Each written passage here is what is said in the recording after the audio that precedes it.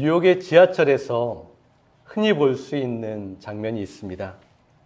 출퇴근 시간에 사람들이 빽빽하게 들어서 있는 장면을 쉽게 볼 수 있어요. 거기에서는 서로의 어깨가 부딪히고 일상의 고단함에 내뱉는 숨소리까지 들을 수 있습니다. 같은 방향을 보고 같은 목적지로 향해서 가고 있는 거예요. 그런데 이상하죠? 그 안에서 서로 간의 그 물리적 거리는 굉장히 가까이 있는데 서로에게 힘이 되는 사람들은 거의 없습니다. 모두 이어폰을 끼고 있고 각자 자신의 스마트폰에 화면을 보고 있어요. 같은 공간에 있지만 그 누구도 서로의 그 안으로 들어가지는 않습니다. 이것이 뉴욕이라는 도시의 아이러니인 것 같아요. 어디 뉴욕뿐이겠습니까? 세상 사람들이 살아가는 수많은 곳에서 경험하게 되는 일상의 모습일 거예요. 사람이 넘치는데 서로에 대한 관심도, 서로에 대한 연민도, 서로에게 힘을 주는 것도 우리는 경험하지 못하면서 살아갑니다. 어느 날 이런 생각이 들었습니다. 만약 교회가 이 지하철과 같은 모습이면 어떡할까? 예배당은 꽉 차 있는데 서로의 이름은 잘 모르고 옆 사람이 어떤 한 주를 보냈는지 묻지 않고 각자 자신의 신앙만 챙기고 다시 집으로 돌아간다면 그건 단순히 사람들의 모임일 뿐이지 서로에게 힘이 되는, 위로가 되는 그러한 공동체는 아닐 것입니다. 그런 생각을 하다가 자연스럽게 이런 질문을 하게 되었어요. 그럼 교회는 커야 힘이 생기는 걸까? 사람이 많아야 서로에게 힘을 줄 수 있는 걸까? 라는 질문을 하게 되었어요. 작은 교회에서 신앙생활을 하거나 사역을 하다 보면 자주 듣게 되는 말이 있습니다. 교회는 참 좋은데 작아서요. 사람들은 참 따뜻한데 규모가 작네요. 신앙의 지향점이나 방향은 너무나 좋은데 나의 필요를 채워줄 것들이 좀 부족하네요. 라는 말을 듣곤 합니다. 이런 말을 듣게 되면 작은 교회의 구성원들에게 생기는 이러한 질문이 있어요. 그래서 우리는 부족한 교회인가? 그래서 우리는 언젠가는 더 커져야만 하는 교회인가? 지금 모습은 임시 상태일 뿐인가? 라는 그러한 질문들이 계속해서 떠오를 때가 있다라는 거죠.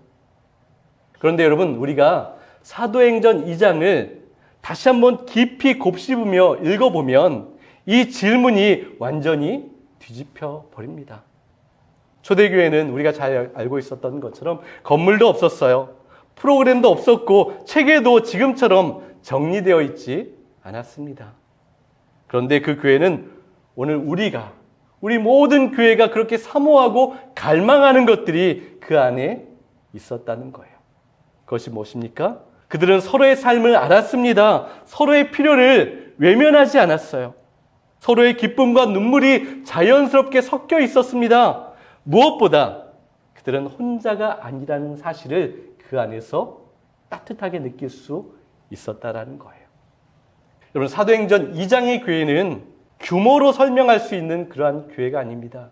작아서 특별했던 것도 아니고요. 커서 영향력이 많았던 것도 아닙니다.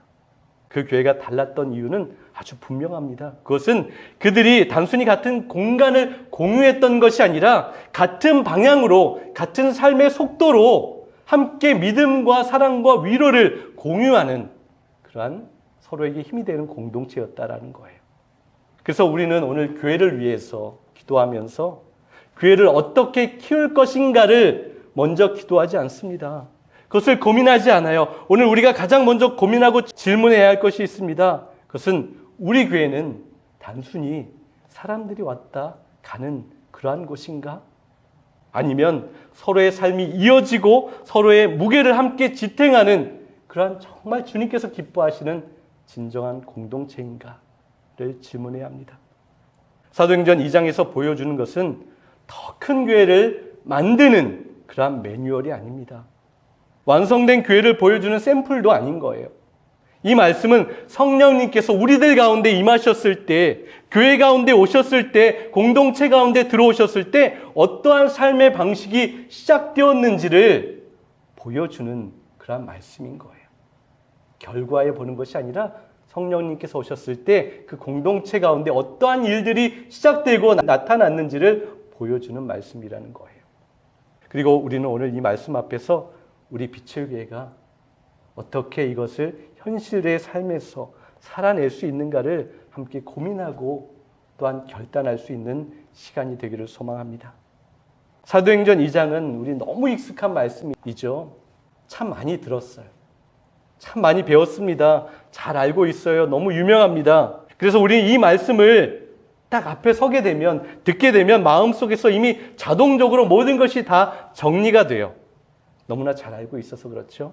사도의 가르침, 교제, 떡을 떼며 기도하는 삶, 제산을 나누는 공동체, 매일 모였고 전도했고 그래서 교회는 성장했다라는 그런 생각이 쫙 이어집니다. 맞습니다. 성경이 기록하고 있어요. 그런데 여러분 뭔가 좀 이상하지 않습니까? 우리는 그렇게 많이 들었는데 그렇게 잘 알고 있는데 왜 교회는 여전히 그러한 모습을 나타내지 못하고 있을까요? 왜 아직까지 부족하고 갈등과 어려움 가운데 교회가 있을까요? 왜 우리의 관계는 쉽게 깊어지지 못할까요? 왜 우리의 기도는 여전히 혼자서만 감당해야 할 것 같은 그러한 느낌을 받을까요? 왜 나눔은 늘 마음만 있고 부담스럽고 왜 많은 성도들은 교회 안에 있으면서도 여전히 혼자 버티고 있는 것 같은 그러한 아픔을 경험하고 있습니까? 여러분 오늘 우리는 본문의 말씀을 초대교회는 이렇게 했다라는 모범 답안으로 읽지 않습니다. 잘 짜여진 공동체의 성공 스토리로 우리는 이것을 보고 있지 않아요. 이 말씀은 성령님이 임하셨을 때 사람들의 삶이 어떻게 서로에게 열리기 시작했는지 그러한 관점으로 이 말씀을 받아야 합니다. 성령님이 오셨죠. 성령님이 오시자 사람들이 갑자기 훌륭해지지 않았어요. 완벽해진 것도 아닙니다. 그렇죠? 우리가 보면 그걸 알 수 있어요. 다만 어떠한 변화가 일어났죠?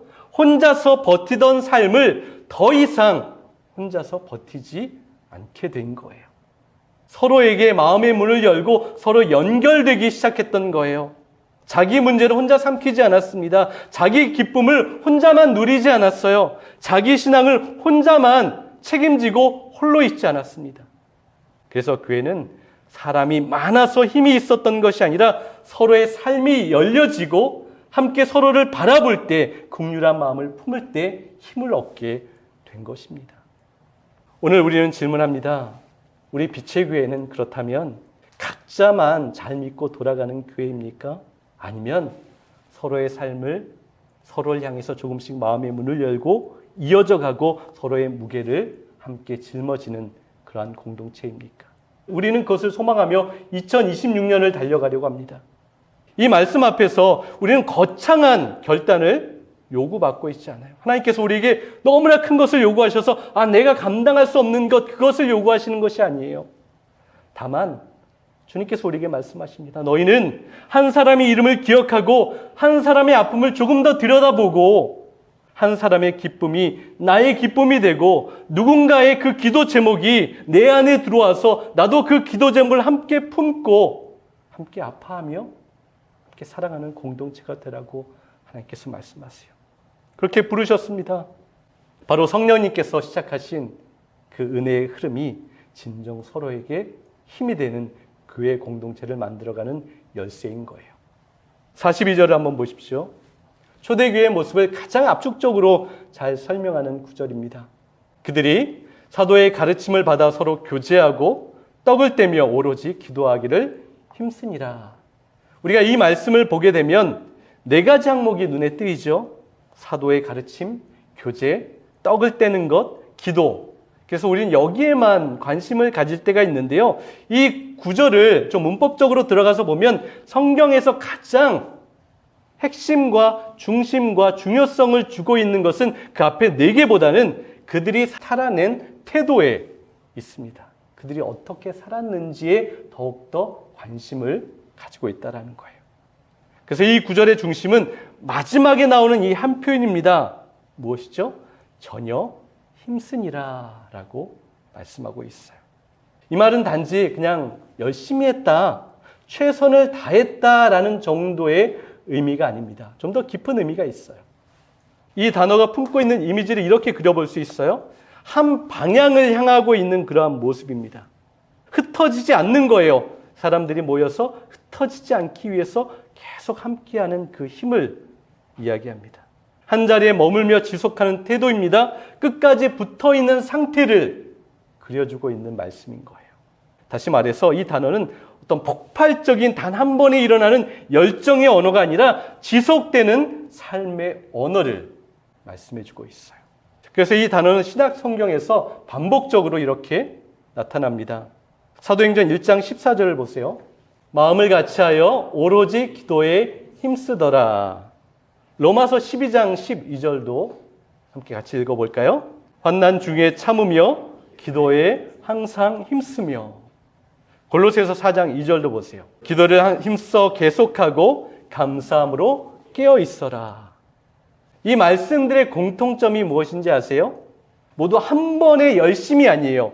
어떤 놀라운 어떤 그 폭발적인 힘으로 한 번 일어나고 멈추는 것이 아니라 버티는 시간의 이야기를 들려주고 있어요. 지속성을 이야기합니다. 성령님께서 임하셔서 어떠한 놀랍고 초자연적인 일을 한번 펑 터뜨리시는 것이 아니라 성령님이 임하셔서 우리 가운데 하시는 것은 끝까지 힘쓰게 하시는데 지속적으로 버티는 능력을 우리에게 주시는 거예요.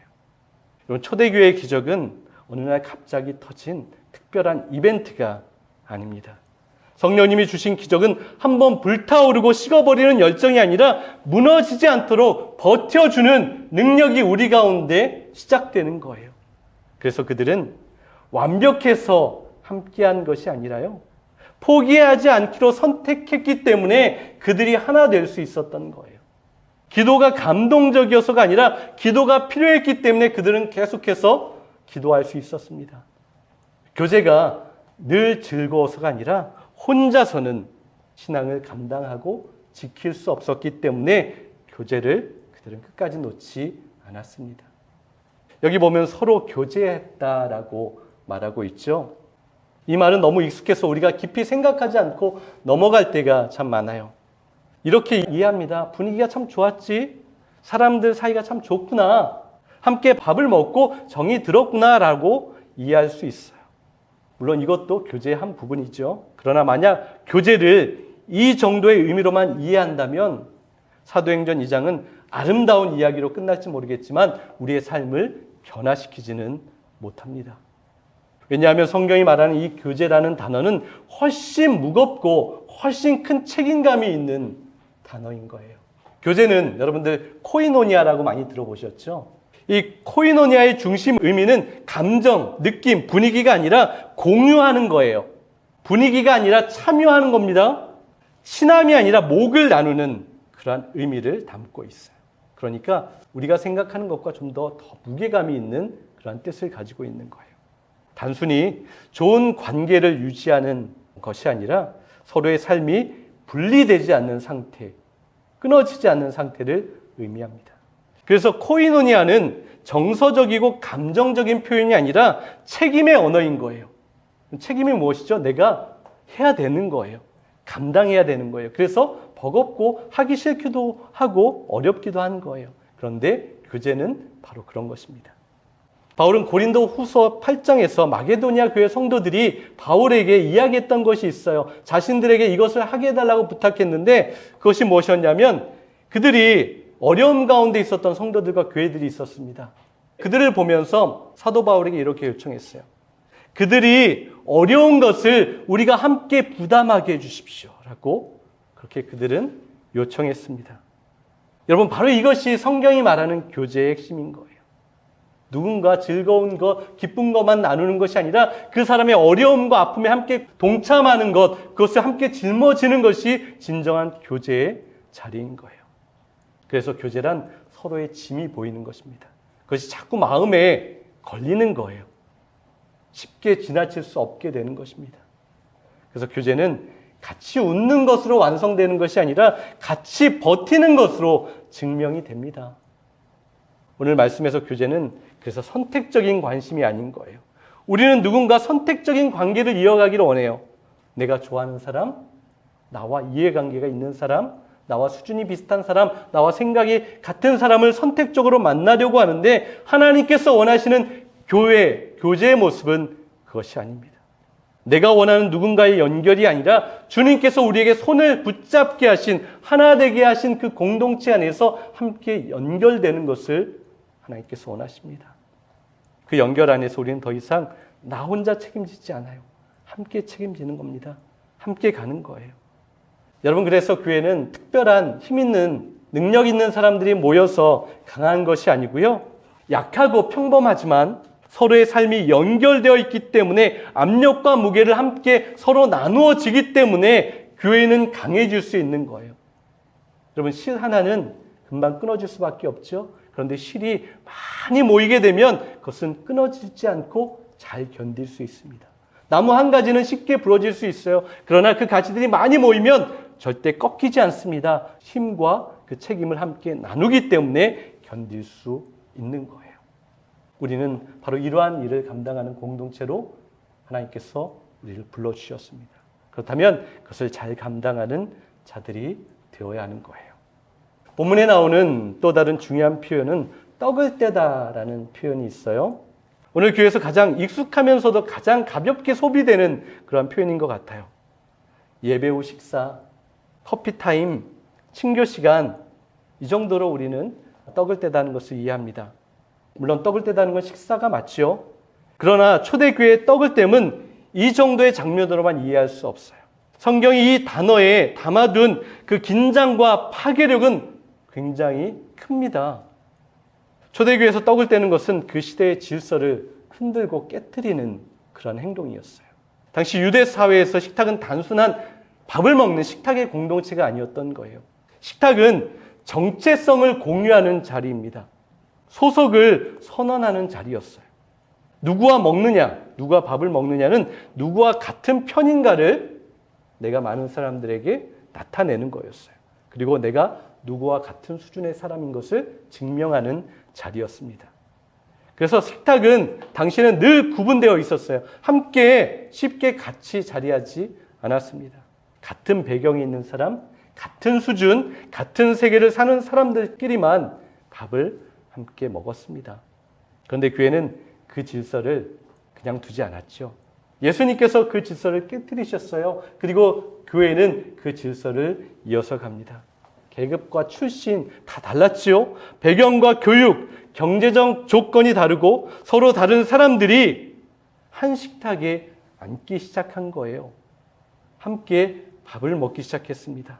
이것은 단순한 환대가 아니라 서로를 가르던 경계를 식탁 위에서 무너뜨리는 그런 강력한 선포였습니다.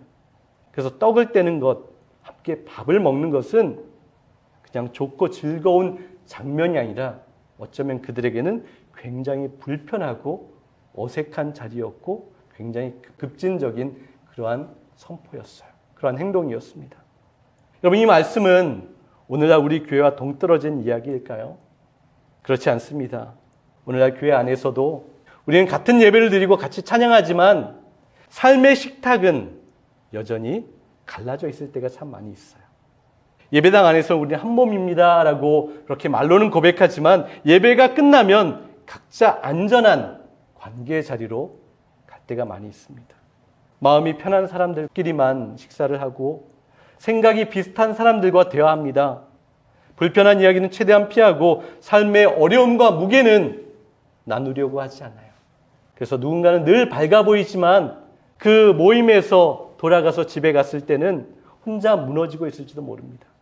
누군가는 경제적으로 무너지고 있는데 우리는 모른 척하고 있을 때도 많이 있어요. 말로는 함께 떡을 떼지만 삶에서는 여전히 서로의 아픔은 각자 알아서 해결하는 것으로 관심 밖에 있을 때가 참 많이 있어요. 선이 그어져 있다는 것이죠. 초대교회에서 이렇게 떡을 떼는 행위는 이러한 모든 차별, 이러한 모든 무시, 무관심, 불편과 편견을 깨트리는 그러한 선언적인 행위였습니다. 함께 그 식탁에 앉는다는 것은 이러한 의미가 담겨 있어요. 내가 당신을 무시했었던 것, 이제는 그렇게 하지 않겠습니다. 내가 당신을 싫어했던 것, 그 모든 것 다 깨트리겠습니다. 당신과 나는 다르다고 생각했던 그것까지도 깨트리겠습니다. 생각과 달라서 삶의 수준이 달라서 함께 가까이 하지 않으려고 했던 것까지도 다 내려놓겠습니다라는 강력한 선포였어요. 그러한 것들이 오늘 이 시대 가운데 우리 교회에서도 일어나야 하는 거예요. 그래서 떡을 떼는 것, 밥을 먹는 것은 그냥 배를 채우는 행위가 아닌 거예요. 찢어진 관계를 꿰매는 행위였습니다. 서로를 하나로 묶어주는 거예요. 갈라진 공동체를 하나로 붙여주는 그러한 거룩한 영적인 행위였던 거예요. 그래서 이 사명을 감당하는 교회가 되라고 하나님께서는 이 시대의 모든 교회들에게, 성도들에게 부탁하시고 말씀하십니다. 우리는 거기에 응답해야 하는 것이죠. 그렇게 함께 서서 나아가야 합니다. 그런데 여러분, 여기서 우리가 반드시 질문해야 할 것이 있습니다. 그럼 이게 어떻게 가능할까라는 질문을 해야 하는 거예요. 교제가 이렇게 무겁고 떡을 떼는 것이 이렇게 내 모든 것을 걸 정도로 도전적이고 급진적이라면 사람들이 스스로 결단한다고 해서 내가 좀 열심히 해봐야 되겠다라고 해서 우리가 그것을 할 수 있을까요? 그렇지 않다라는 걸 우리는 너무나 잘 알고 있어요.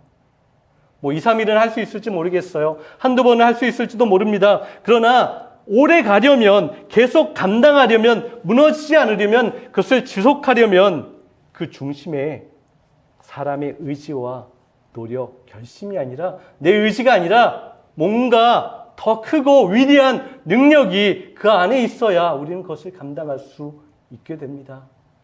그 힘이 무엇인지 오늘 말씀에서 우리에게 알려주시죠. 43절을 보세요. 모든 사람에게 두려운 마음이 생겼다. 두려운 마음이 생겼어요. 여기서 말하는 두려움은 공포심이 아닙니다. 부정적인 의미가 아닌 거예요. 불안 때문에 떨었다는 것도 아닙니다. 이것은 하나님이 우리 가운데 거하신다라는 것, 임하신다라는 것을 경험한 사람들이 고백하는 경외였어요. 경건한 두려움이 그들 가운데 임하게 되었을 때 그들은 그 일을 감당할 수 있게 되었습니다. 하나님이 우리에게 오시면, 하나님이 누구이신지 우리가 경험하게 되면 사람들은 갑자기 완벽해지거나 훌륭해지는 것이 아닙니다. 이러한 변화가 일어나는 거예요. 사람들이 서로를 무시하지 않게 되는 거예요. 함부로 대하지 않게 되는 그러한 두려움이 생기게 됩니다. 상처를 가볍게 여기지 않습니다. 무관심으로 지나치지 않아요. 관계를 쉽게 끊어내지 않습니다. 왜 그렇습니까? 하나님께서 내 앞에 있는 사람을 사랑하시고 거룩하시고 존귀한 존재로 인정하셨기 때문에 우리는 내 앞에 있는 사람, 내 옆에 있는 사람을 하나님의 시선으로 바라보게 하시고 하나님의 거룩한 자리에 들어가게 하시는 거예요. 그래서 우리는 하나님의 두려움을 마음에 품어야 하는 거예요. 여러분, 교회가 교회다움을 회복하고 빛과 소금, 향기가 되는 것은 하나님을 두려워하면서 시작이 됩니다. 하나님을 경외하면서 시작이 되는 거예요. 하나님을 두려워할 때 우리는 가장 작은 한 사람을 진정으로 존중하고 귀하게 여기고 사랑할 수 있게 됩니다. 하나님이 그 사람을 얼마나 사랑하시고 소중하게 여기시는지를 내가 철저하게 느끼고 깨닫게 되는 거예요. 그 가운데 두려움이 생기고 경외가 생깁니다. 그래, 하나님께서 허락하신 영적인 질서가 이것이지라는 것을 우리 마음 가운데 새기게 되는 거예요. 그래서 사랑으로 섬기고 나와 동등한 존재로, 나보다 더 아름답고 존귀한 존재로 올려서 섬길 수 있게 되는 겁니다. 그들이 하나님을 두려워할 때 그럼 어떤 일들이 일어났을까요? 계속 43절 한번 보세요. 사도들로 말미암아 기사와 표적이 많이 나타났다라고 기록하고 있어요. 우리는 기사와 표적, 기적이라고 생각하면 어떻게 생각합니까? 하늘에서 번쩍이며 임하는 초자연적인 그런 사건을 그려볼 때가 많이 있어요. 그런데 사도행전 2장에서 가장 놀라운 기적은 어떠한 초자연적인 사건이 아니라 사람과 사람 사이에서 일어났던 일들이 가장 놀라운 기적이라고 말씀합니다. 원래라면 같이 밥을 먹을 수 없었던 사람들이 같이 식탁을 공유하는 것, 그것이 기적이었어요. 원래라면 서로의 필요를 외면하던 사람들이 서로의 짐과 아픔과 그 어려움이 보이기 시작한 거예요. 그것이 기적이었습니다. 원래라면 내 것을 끝까지 움켜쥐고 있었던 사람들이 다른 사람의 필요가 보이게 되고 그것을 돕고 나누게 되었어요. 그것이 진정한 기적이었습니다. 그럼 이것이 기적이죠. 복음의 표적은 때로 병이 낫는 것보다 깨어진 관계가 하나로 이어지고 회복되고 서로 사랑하는 것이 나타날 때 진정한 복음의 기적이라고 하나님께서 우리에게 말씀하십니다. 이것이 더 귀하고 소중한 거예요. 44절에서 45절 말씀을 보세요. 믿는 사람이 다 함께 있어 모든 물건을 서로 통용하고 또 재산과 소유를 팔아 각 사람의 필요를 따라 나눠 주었다. 이 말씀 앞에서 많은 성도들이 속으로 이러한 생각을 갖습니다. 그럼 우리도 다 팔아야 합니까? 이게 가능한 이야기입니까? 현실을 모르는 이상적인 공동체의 모습이 아닙니까? 라는 생각이 자연스럽게 나올 수밖에 없어요. 여러분, 이 말씀은 사도행전 2장에서 일어난 현상과 똑같은 제도를 만들라고 하신 말씀이 아닌 거예요. 이 말씀은 모든 교회가 동일한 경제 구조를 갖추라고 모든 것을 나누어 주어서 똑같은 삶의 질을 가지라고 율법적으로 주신 말씀이 아닌 거예요. 이 말씀이 보여주는 것은 그 마음의 방향입니다. 성령님께서 오셔서 그 교회 공동체 가운데 은혜가 나타났는지를 보여주는 그 결과인 거예요. 여기서 중요한 것이 있어요. 순서가 바뀌면 복음은 율법이 됩니다. 초대교회 사람들은 자기 것을 나누어서 성령을 받은 것이 아니에요. 뭔가 선한 것을 먼저 해서 하나님의 은혜를 누린 것이 아닙니다. 더 먼저 헌신했기 때문에 하나님이 더 사랑해 주신 것이 아니에요. 그 순서가 어떻게 됩니까? 성령님께서 먼저 그들 가운데 임하셨을 때 그 결과로 그들의 삶이 변화되었다라는 것을 말씀해 줍니다. 이 순서가 너무 중요합니다. 이 순서가 바뀌는 순간 복음이 우리를 얽어매고 우리를 힘들게 하는 율법이 되고 마는 거예요. 그렇게 되면 이 말씀은 위로가 아니라 부담이 되고 초대교회는 소망이 아니라 도저히 따라갈 수 없는 그러한 기준이 되고 맙니다. 여러분, 그들이 내려놓은 것은 물건이나 재산, 그것보다 그들의 마음 가운데 있었던 안전장치, 내가 잃어버리면 안 된다고 생각했던 그 마음을 내려놓았다라는 거예요. 오늘 말씀에서 그것을 증거해 줍니다. 초대교회가 나눈 것은 단순한 재산이나 소유가 아니었어요. 그들이 정말로 내려놓았고 그들이 정말로 나누었던 것은 이것입니다. 나 혼자 안전하려고 했던 그것을 내려놓았던 거예요.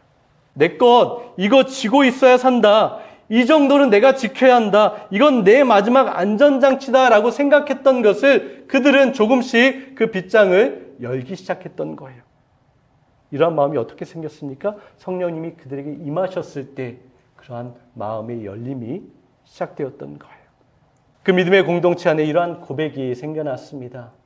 내 삶은 내가 붙들고 지키는 것이 아니라 하나님이 나를 책임지시는구나. 하나님이 우리를 붙드시는구나. 하나님께서 나를 먹이시는구나. 나를 살리시는구나. 라는 그러한 믿음이 생기고 그러한 확신이 생기니까 나의 마음과 나의 손이 펼쳐지고 나눌 수 있게 된 거예요. 그리고 이 믿음의 고백은 개인에게서만 머문 것이 아니라 그 공동체 안에 퍼져나가기 시작했습니다. 그것이 퍼져나가고 하나님의 은혜가 나타난 거예요. 여러분, 이 나눔은 오늘 교회에서도 똑같은 방식으로 나타납니다. 누군가의 형편이 자연스럽게 드러날 때가 있잖아요. 그럴 때 많은 사람들은 수군거릴 때가 많이 있어요. 그런데 수군거리는 것이 아니라 기도가 되어야 하는 거예요. 그렇죠? 누군가의 어려움이 왜 저럴까라는 그 비판과 판단이 아니라 우리가 어떻게 함께 할 수 있을까라는 그러한 마음이 생겨야 합니다. 누군가의 필요 앞에서 나도 힘들지만 그래도 혼자 두지 말자라는 그러한 마음이 우리 가운데 시작되어야 하는 거예요. 바로 이것이 사도행전 2장에서 나왔던 그들이 자신들의 재산과 소유를 나누었던 그 핵심인 겁니다. 그래서 모든 사람이 다 팔지 않아도 됩니다. 모든 사람이 같은 재산과 같은 방식으로 나눌 필요가 없습니다. 중요한 것은 이것이죠. 아무도 혼자 버티지 않게 하는 공동체가 되는 거예요. 그 사람의 아픔과 어려움을 조금씩 함께 나누어지는 겁니다. 여러분, 나눔은 단순히 내가 착하다는 것을 증거하는 것, 나타내는 것이 아닙니다. 그래서 성경에서 나눔은 내가 얼마나 성숙한지를 재는 성적표가 아니라고 우리에게 말씀해 주는 거예요. 나눔은 성령께서 지금도 우리 공동체 안에서 내 안에서 역사하신다는 그 증거로 보여주시는 거예요. 성령님께서 우리 가운데 역사하시면 나의 것을 조금이나마 헐어서 누군가를 섬기고 돕게 될 수 있는 그 기쁜 마음을 주시는 겁니다. 사랑하는 여러분, 사도행전 2장은 대단한 사람들의 이야기가 아닙니다. 우리는 이 성경의 텍스트로만 보면 저 사람도 정말 대단했다, 정말 위대하다라고 그냥 부러워하고 나는 감당할 수 없는 이야기 자체로 끝날 수밖에 없어요. 그런데 여기에 나오는 사람들은 우리와 같은 사람들이었어요. 특별히 대단한 사람들이 아닙니다. 그들은 특별해서가 아니라 성령님이 실제로 그들 가운데 계셨기 때문에 이 일들을 감당할 수 있었어요. 성령님이 임하시면 사람들이 갑자기 훌륭해지는 것이 아니라 혼자서만 살 수 없게 되는 거예요. 자기의 아픔을 혼자 삼키지 않습니다. 자기 신앙을 혼자 책임지지 않습니다. 자기의 삶을 혼자 버티지 않습니다. 그리고 나뿐만 아니라 다른 사람도 그렇게 하지 않을 수 있도록 우리 함께 지켜주고 견뎌주고 나눠주는 삶을 살아가게 되는 거예요. 그래서 교회는 사람이 많아서 힘이 있는 것이 아니라 서로에게 마음이 열려 있고 서로에게 삶이 열려 있기 때문에 서로에게 힘이 되는 거예요. 그래서 둘만 모여도 셋만 모여도 서로에게 충분한 힘을 제공할 수 있습니다. 성령님이 충만하게 다스리는 공동체는 바로 이러한 증거가 나타납니다. 그것은 아무도 혼자 버티지 않게 하는 거죠. 오늘 우리는 대단한 결단을 하지 않아도 됩니다. 다만 이 부르심 앞에 응답했으면 좋겠어요. 한 사람의 이름을 더 기억하라고 주님께서 말씀하세요. 한 사람의 아픔과 그 기쁨을 함께 나누라고 우리를 부르십니다. 한 사람의 무게를 조금 더 나누어 지라고 그 자리로 우리를 초대하십니다. 그것이 교회입니다. 그것이 성령님께서 역사하시고 다스리시는 공동체의 증거이고 증표입니다. 한 주간 나에게 보내주시고 붙여주신 누군가에게 진정 힘이 되는 그러한 삶을 살아내고 그러한 교회 공동체로 살아내는 저와 여러분 될 수 있기를 간절히 소망합니다.